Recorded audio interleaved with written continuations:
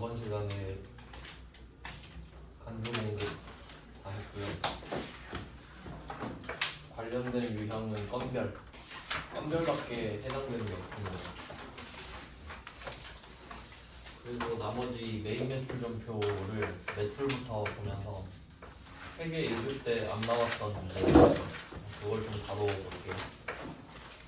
나왔지만 좀 그 중요해서 한 번 더 본다거나 아니면 한 번도 안 나왔던 주제를 다뤄보겠습니다. 매출부터 다시 볼게요. 일단 그 불공 보느라 매입 쪽을 먼저 바꿨는데 건별도 매출이죠. 매출 파트를 먼저 보겠습니다. 일단 유형을 한번 정리해볼게요. 메인 매출 전표 3개 읽을 때도 말씀드렸는데 한번 상기시키고 가겠습니다.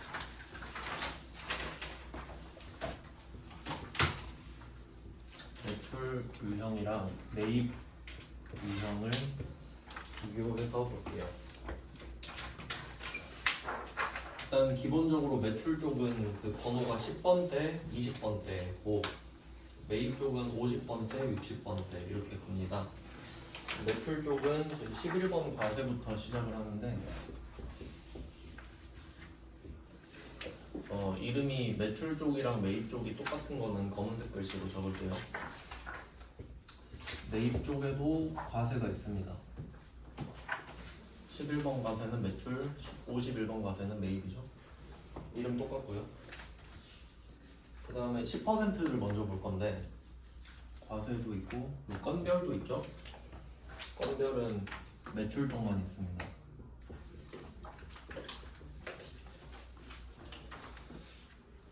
건별은 짝꿍이 없어요. 매출밖에 없고 그 다음에 매입도 그런 애가 있습니다.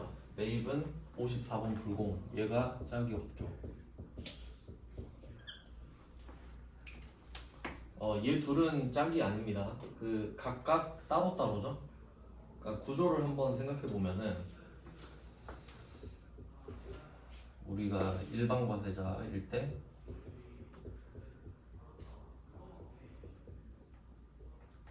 물건을 사기도 하고 팔기도 하죠.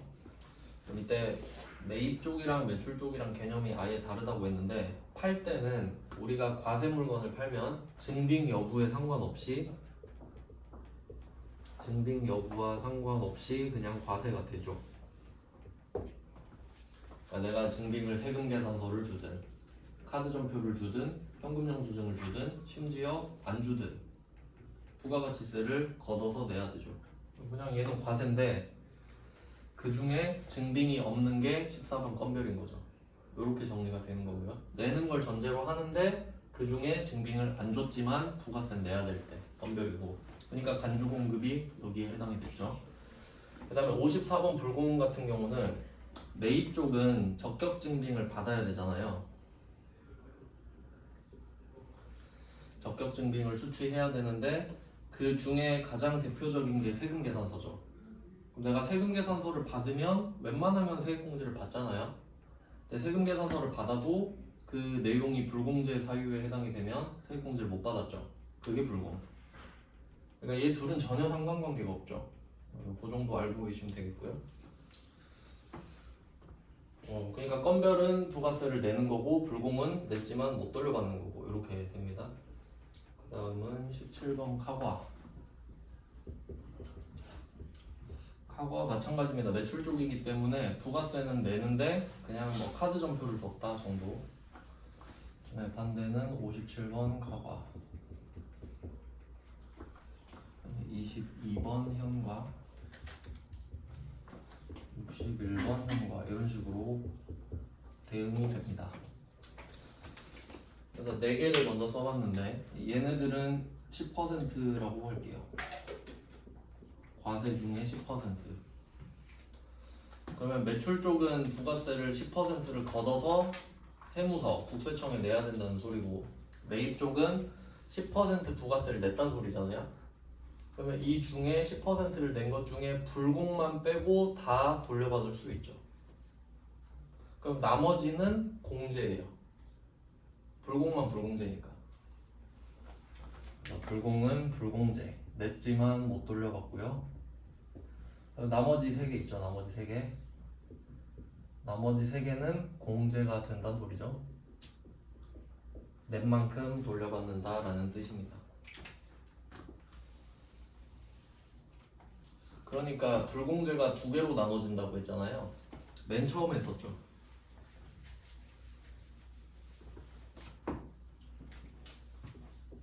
매입세 불공제라는 범위가 있을 때 이 안에 54번 불공이 따로 있다고 말씀을 드렸는데,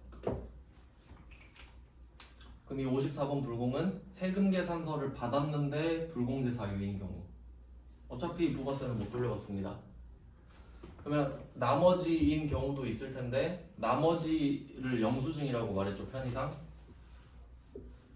얘네들이 영수증 그룹이라고 하면 얘네들을 받고 세액공제를 못 받을 수도 있잖아요. 그럼 걔네들은 그냥 일반 존표에 쓴다고 말씀을 드렸어요. 그러니까 여기에서는 세금 계산서를 받았는데 못 돌려받는 경우인 불공밖에 없는 거죠.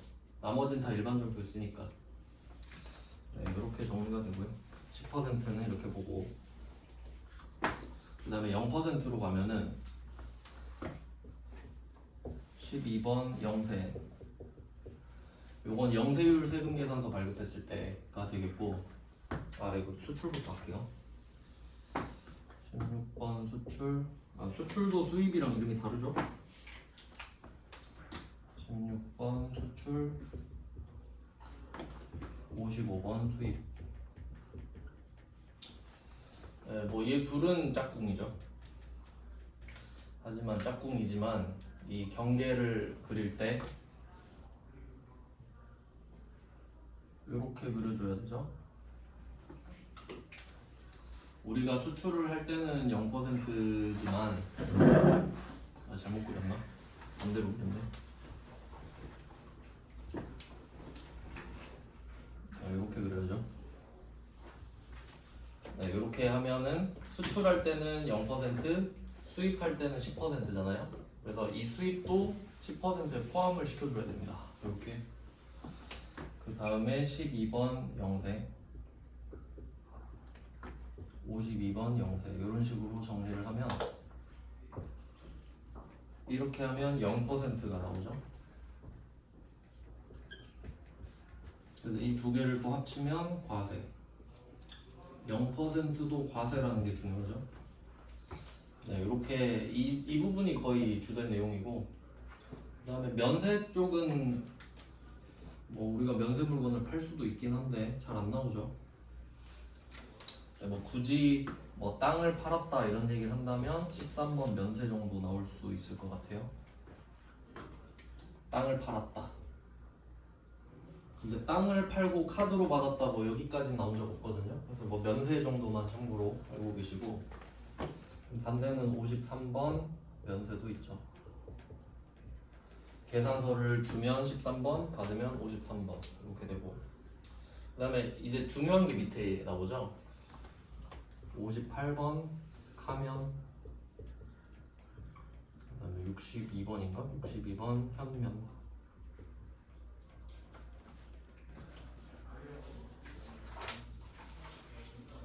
카면 현면은 다 나온 적이 있어서 적었어요. 매출 쪽은 카면 현면이 있긴 있는데 나온 적이 없어서 참고하시면 될 것 같습니다.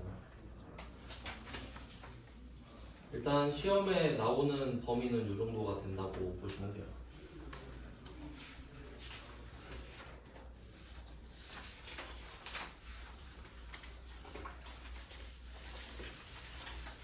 네, 한번 유형을 정리를 해봤습니다. 이렇게 해놓고 매출부터 좀 볼게요. 매출은 11번 과세부터 시작하죠. 4개 통합 문제라서 앞쪽은 그 전산회계 1급 수준도 들어있거든요. 네, 그런 건 넘어가고 특이한 것만 짚어서 보겠습니다. 3페이지 보시면은 매출 쪽에서 3페이지 볼게요.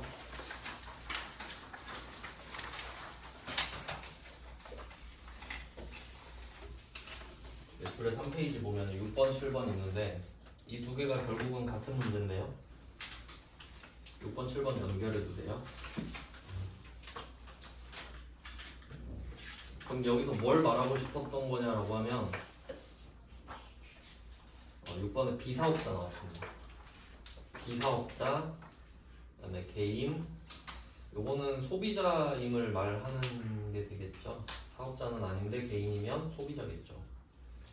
그러면 이 소비자한테 물건을 팔았어요. 직거래로 팔았습니다. 그러면 솔직히 개인은 세금 계산서 필요 없잖아요. 근데 달래요. 달라고 하면 줘야 되죠. 그래서 줬거든요. 그래서 11번 과세다. 이런 문제예요. 그러니까 결론은 상대방의 지위에 상관없이 내가 어떤 증빙을 발급했느냐에 따라 유형이 결정된다가 포인트죠. 그래서 전산 회계 1급은 그냥 간단하게 이렇게 나왔어요. 근데 그걸 조금 더 디테일하게 적어놓은 게 7번 문제죠. 전산 세무 2급으로 돼 있는데 4점이에요. 배점도. 원래 한 문제 3점이잖아요. 그럼 내용을 보면은 이번에도 제품을 팔았는데 여기선 대표자라고 나오거든요. 대표자. 그럼 개인이죠. 대표는. 주식회사 성한이라는 회사의 대표한테 준 겁니다. 근데 이거 잘 보면은 사업계실이라는 이야기가 나오죠. 그러니까 여기에 부가가치세법을 살짝 넣어서 문제를 낸 건데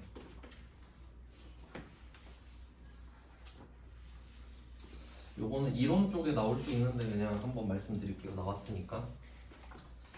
그러니까 결론부터 말씀드리면 6번이랑 7번이 같은 문제라고 했잖아요.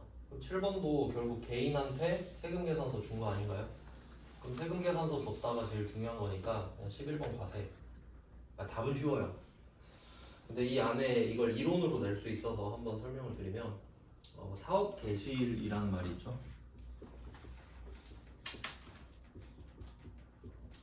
사업 개시일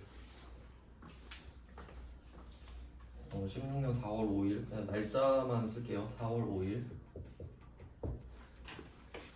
사업자 등록 신청일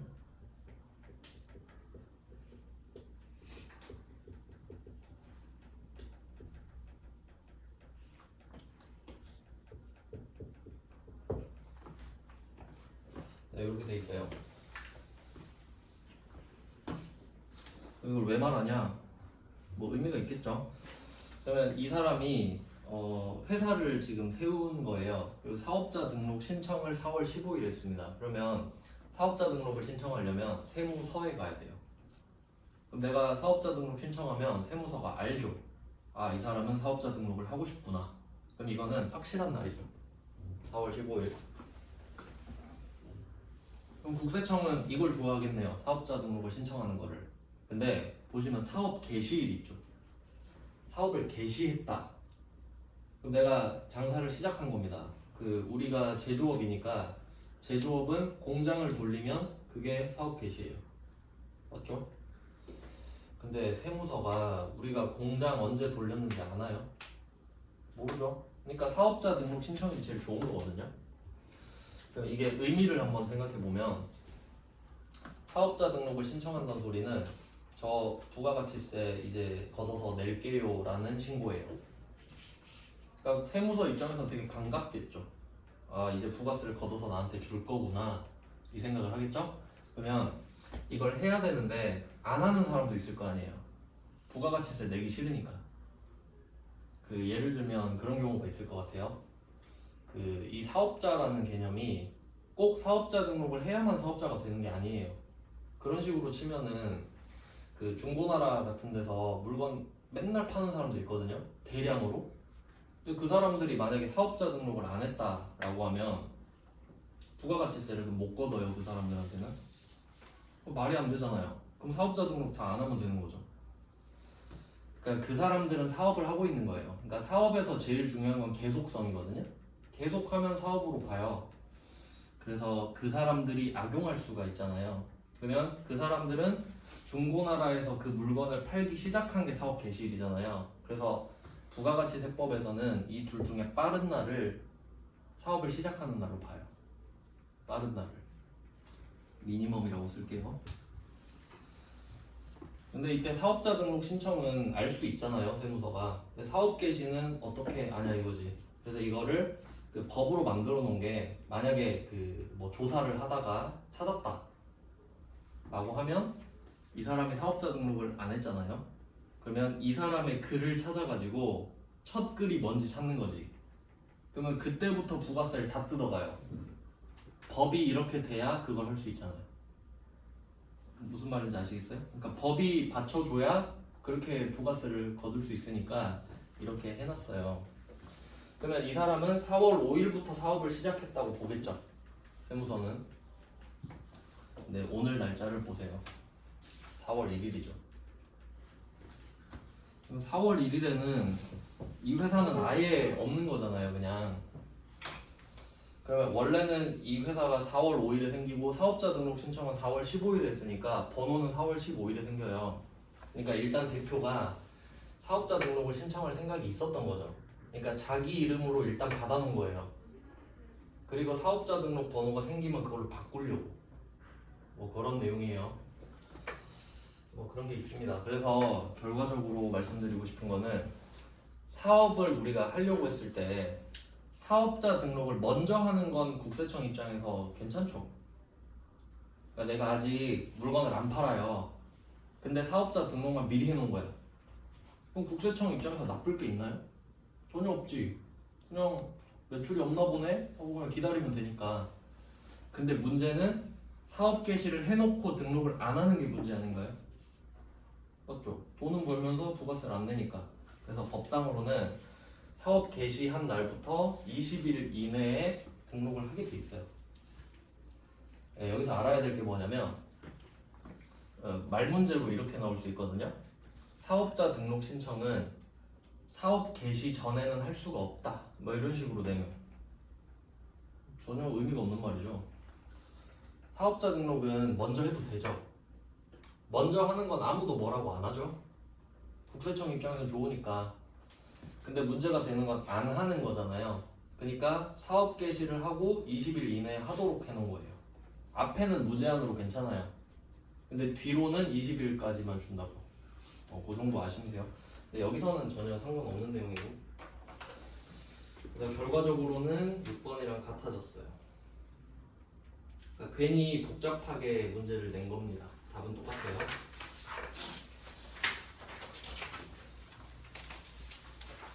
네, 그 다음은 5페이지 가겠습니다. 반품 볼게요, 반품.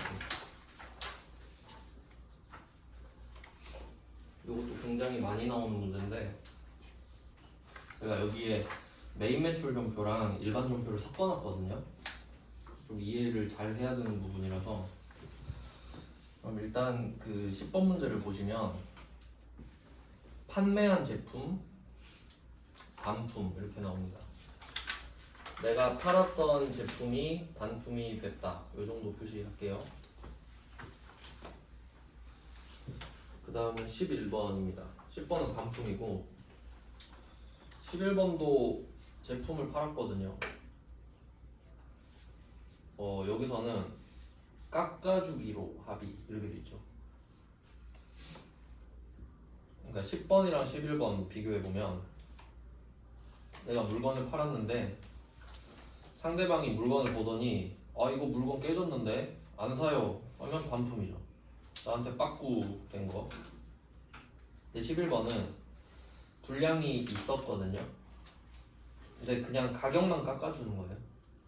나머지는 쓰시고 그냥 깎아드릴게요 죄송하니까 이런 느낌이거든요. 그 다음에 13번.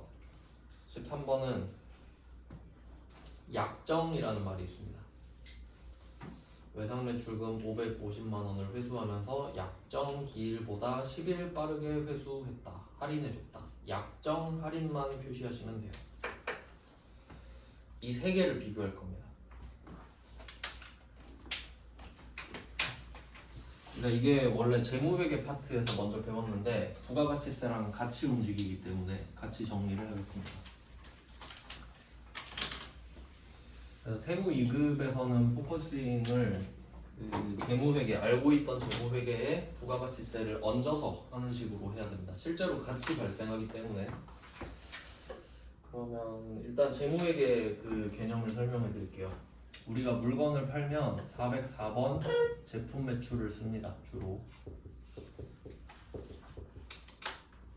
제품 매출이라는 수익 계정을 쓰죠.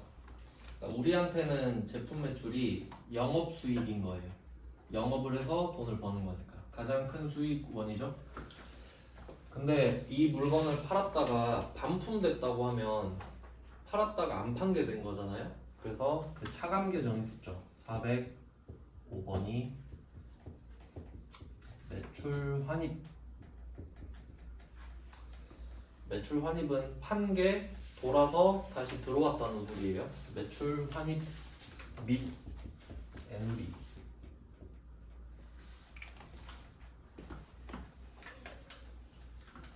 그래서 환입, 에누리, 매출 환입이랑 에누리 두 개가 있는데, 그럼 이때 매출 환입은 10번 문제죠? 반품이니까 팔았던 거 다시 들어왔어요 이 말이고, 그 다음에 11번은 깎아줬죠. 이게 에누리예요. 그러니까 10번 매출 환입, 11번 매출 에누리. 그리고 한 개 더 있습니다. 406번 매출 할인. 세 개가 나옵니다.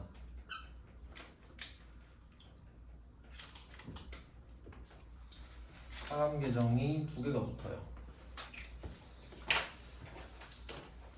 그럼 여기 개념을 먼저 보면, 이때 우리 장부상으로 404번 제품 매출 계정 과목 금액을 다 더하잖아요. 그러면 그게 곧 매출액이에요. 맞죠? 개념으로 치면. 네, 그것도 총 매출액입니다.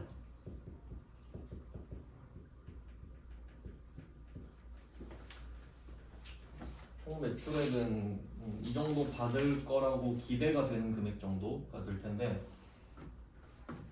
그러니까 뭐 예를 들면 내가 1000만원어치 물건을 줬어요.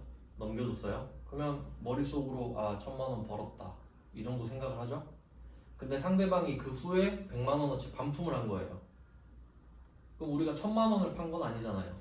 1000만원 빼기 100만원을 해야지. 그러면 그 빼면 900만원이 남잖아요. 그게 순 매출액이에요. 순 매출액이 되겠죠.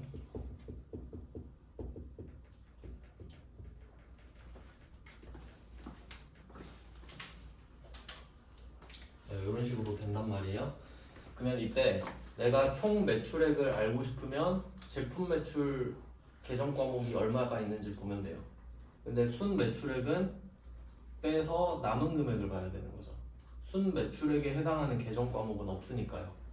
이런 개념인데, 그러면 어떤 회사가 우리 회사 매출액이 얼마예요 이런 말 할 때 있잖아요. 그때 매출액은 총 매출액이에요, 순 매출액이에요? 순 매출액이어야 되죠. 이렇게 생각하면 돼요. 내가 1000만원어치 물건을 팔았는데 반품을 1000만원어치 당했잖아요. 안 판 거죠. 그럼 총 매출액은 1000만원, 순 매출액은 빵원 아닙니까? 그럼 순 매출액으로 평가하는 게 맞죠. 총 매출액으로 평가를 할 거면 안 빼면 되잖아요. 순 매출액이 중요하니까 빼겠지. 이 정도 생각하시면 되는데, 그러면 이 계정 과목이 두 개로 나눠져 있다는 것도 중요하고요. 그러면 할인은 언제 해주냐? 아까 키워드가 나왔죠. 얘는 약정. 약정. 그러니까 약속으로 정했다라고 할게요. 그러니까 물건을 팔 때 약정을 해놔요. 다른 문제에서 이런 식으로 나왔던 것 같아요. 약정 해가지고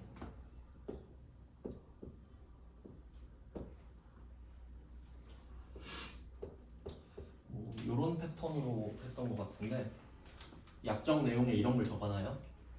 그럼 이 말은 30일 안에 갚으세요예요.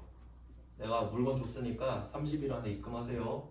근데 혹시 여유가 좀 있으면은 10일 안에 입금을 해줘라. 그럼 내가 2% 깎아줄게.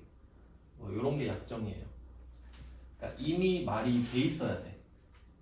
그러니까 즉흥적으로 깎아주는 게 아니라 물건을 주면서 말이 됐어야 돼요. 이미. 그러니까 당근마켓에서 뭐 물건 깎아달라고 할 때 애누리 해주세요 하잖아요. 그러면 할인은 아닌 거지. 약정을 안 했으니까. 그러면 약정이 아닌데 깎아주는 건 애누리거든요. 약정이면 할인이고 약정이 아니면 NUB예요. 뭐 그렇게 보시면 되는데 그래서 주로 이 위쪽에서는 하자가 나오죠. 하자. 그러니까 불량품이 있더라. 이 정도. 뭐 그거는 뭐 이야기 안 해도 해줘야 되니까. 네, 뭐 이런 식이란 말이에요. 자, 그리고 이 거래가 이루어지는 순서를 좀 말씀을 드릴게요. 이 매출 환입 및 NUB의 순서를 한번 볼게요.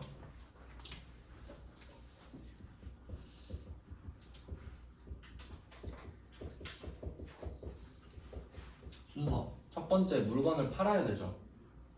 그러니까 내가 물건을 반품을 당하거나 깎아주려면 물건을 판 적이 있어야 되잖아요. 그러니까 일단 1번은 제품 매출이 나와야겠죠. 그리고 이제 우리는 전표까지 생각할게요. 전표까지. 그러면 제품 매출을 했다. 메인 매출 전표에 쓰죠. 세금 계산서도 줬을 테니까 2번 매입 매출 전표에 씁니다.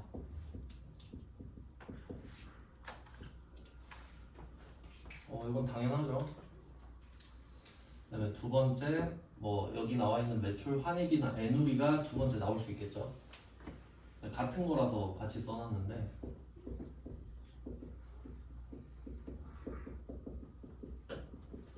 자, 얘를 어디다 쓰는지를 알아야 되거든요. 메인 매출 전표에 씁니다. 이유는 부가가치세 때문이에요. 부가가치세. 무슨 상황인지 한번 생각을 해보면 만약에 우리가 그 금액을 작게 할게요. 칸이 적으니까 1,000원짜리 물건을 팔았다고 하겠습니다. 그럼 부가가치세가 100원이 붙잖아요. 그러면 1,100원을 받아서 100원을 내면 돼요. 근데 상대방이 여기서 100원짜리 물건을 반품시킨 거죠. 그럼 우리가 1,100원을 받아서 100원을 내는 이유는 1,000원어치를 팔았기 때문이거든요. 근데 110원짜리가 돌아가야 되는 거잖아요.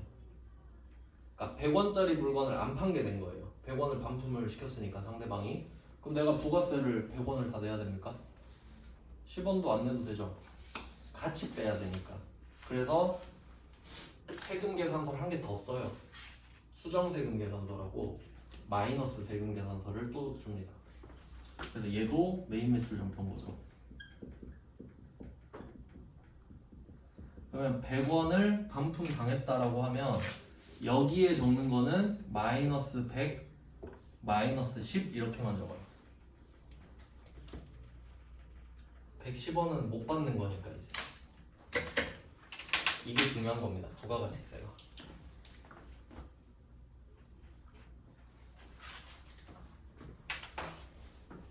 그리고 상황을 한번 생각해봐요.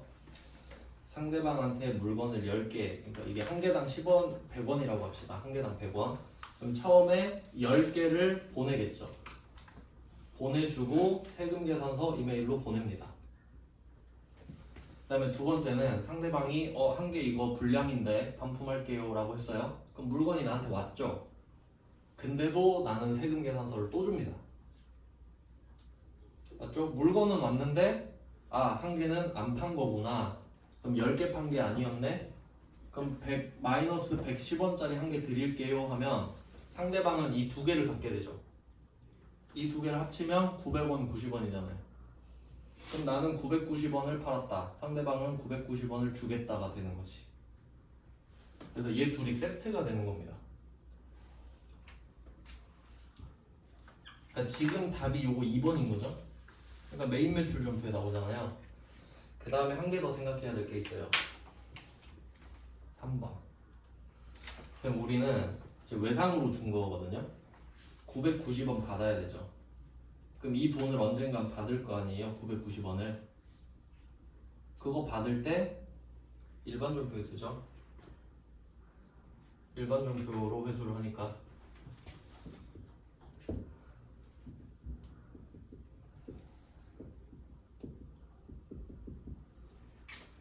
얘는 일반 전표죠. 그러니까 물건을 판 거는 판 거고 그 뒤에 외상대금 받는 건 새로운 거래가 아니잖아요. 새로운 매입이나 매출이 아니죠. 그 앞에 있었던 매출에 대한 외상금만 결제받는 거니까 일반 일반 점표가 됩니다. 네, 이렇게 되는데 그럼 이때 이 이슈가 있다면 1번, 2번, 3번이 각각 발생하죠. 물건 1,000원어치 보내줬고 끝. 네, 어느 날 100원어치 반품을 하겠대요. 100원 반품하고 끝. 그리고 그 뒤에 외상대금은 따로 갚죠. 그러니까 이게 1, 2, 3이 각각 별개입니다. 사건이. 이건 좀 괜찮거든요. 근데 문제는 이거예요. 매출 할인이에요. 자, 이제 매출 할인을 볼게요. 얘도 순서대로 해볼게요. 1번 제품 매출 똑같겠죠?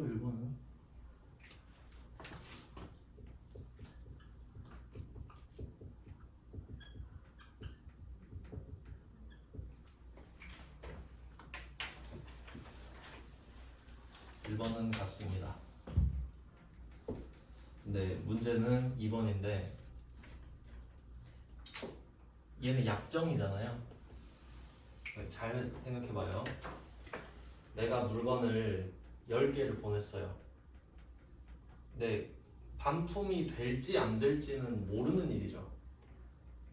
내가 검수를 안 하고 보냈으면은 뭐 반품이 될 수도 있고 안 될 수도 있어요. 근데 뭐 약정도 그렇긴 한데 반품은 그냥 반품을 하면 반품이고요. 약정 같은 경우는 언제 알 수 있냐면 상대방이 돈을 갚아야 알 수 있죠.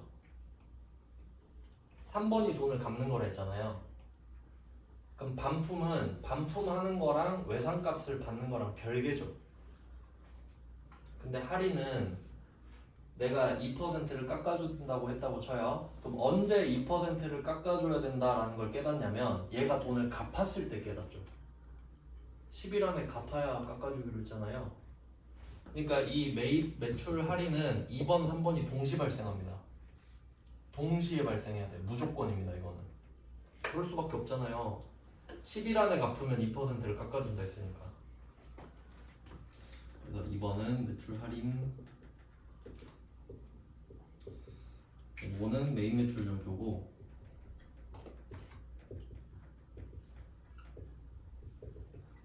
물론 얘도 이렇게 합이 맞는 건 똑같은데 문제는 이 3번의 외상대금 회수가 뭐 일반 점표인 건 똑같아요.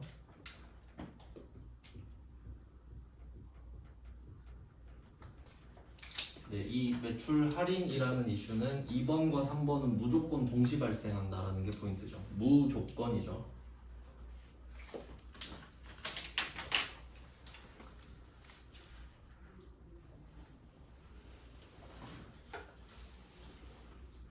차이 아시겠죠?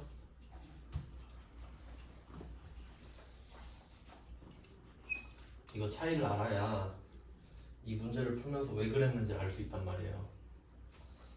여러분이 실제로 이거 해야 될 거 아닙니까? 수정세금 계산서 발급.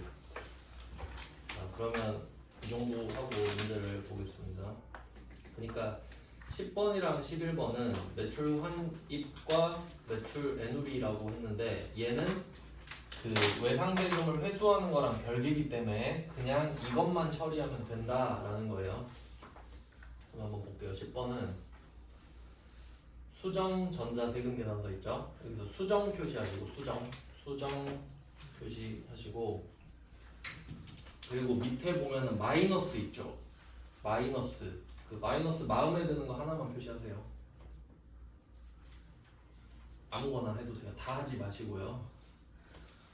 그리고 그 마이너스랑 수정이랑 연결해 주세요. 그러니까 고치는 거 맞죠 지금? 내가 100개 판 줄 알았는데 50개는 아니네 하고 수정을 하는 거잖아요. 그러니까 수정을 한다는 것 자체가 마이너스예요. 맞죠? 그래서 실무에서는 마이너스 세금 계산서라고 해요. 그게 더 직관적이니까. 이거 수량의 마이너스가 중요하네. 이거 반품이니까. 반품은 수량 쪽의 마이너스가 좀 중요한데요. 왜 그런지 생각을 해볼게요. 1번에서 수량만 말씀드릴게요. 수량. 이때 물건을 팔 때 1000개를 팔았다고 합시다. 그러면 내가 1000개를 팔았다라고 하면 수량에 1000이라고 적겠죠. 굳이 플러스는 안 적으니까 나 1000개 팔았다 이렇게 말하죠. 나 1000개 팔았어. 근데 얼마 뒤에 50개 반품할게요 이렇게 날라왔죠. 그러면 난 50개를 판 게 아니구나. 마이너스 50개짜리 하나 드릴게요 이렇게 되죠. 그럼 합치면 950개. 금액은 알아서 결정이 되지. 이런 내용입니다. 그러니까 여기서 포인트는 수량을 빼면 가격이 저절로 빠져서 거기에 부가가치세까지 같이 빠진다는 거죠. 이게 포인트고요. 그 다음에 11번 바로 비교해 보겠습니다. 11번도 뭐 품질 불량이니까 하자가 있다고 보시면 되겠고요. 클레임이 발생했다. 그러니까 불평불만하는 거죠. 나 너랑 거래 안 할 거야. 이러니까 달래줘야지.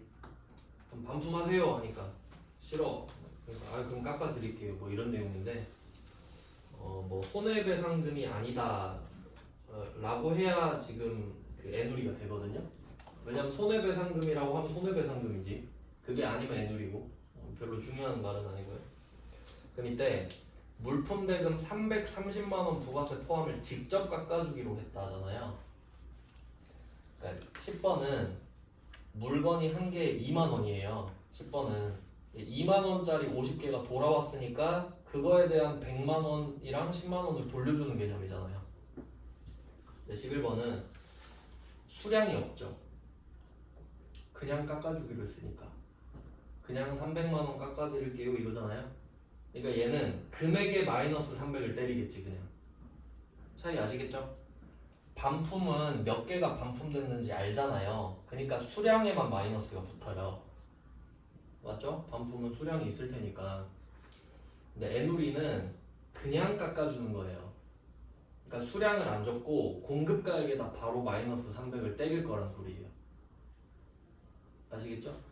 11번은 그림이 없으니까 10번 그림을 이용합시다. 반품은 수량 마이너스 50이 중요한 거고 11번의 애누리는 공급가액 마이너스 100만 원이 중요한 거예요. 그러니까 여기다 300만 원을 쓰겠지 얘는. 수량 단가는 안 쓰고. 차이 아시겠죠? 네, 그런 식입니다. 그러니까 얘는 그나마 좀 나아요. 좀 쉬운 편입니다.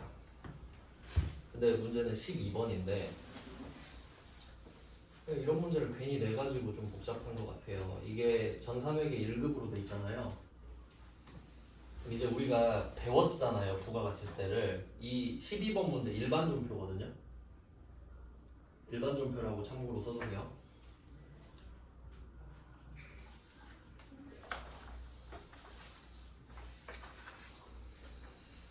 참 이게 억지를 좀 부려놔가지고 그럼 이때 외상매출금 1000만 원이라고 돼 있잖아요. 그럼 이제 우리가 배운 대로 정석대로 해볼게요. 정석대로 우리가 1000만 원을 받으려면 제품 매출에서 909만 뭐 이런 식으로 가야 돼요. 909만 얼마지? 공이 숫자가 하나 빠진 것 같은데 909 이렇게 가겠다. 이런 느낌이에요. 그리고 여기에 부가세 예수금이 붙겠죠.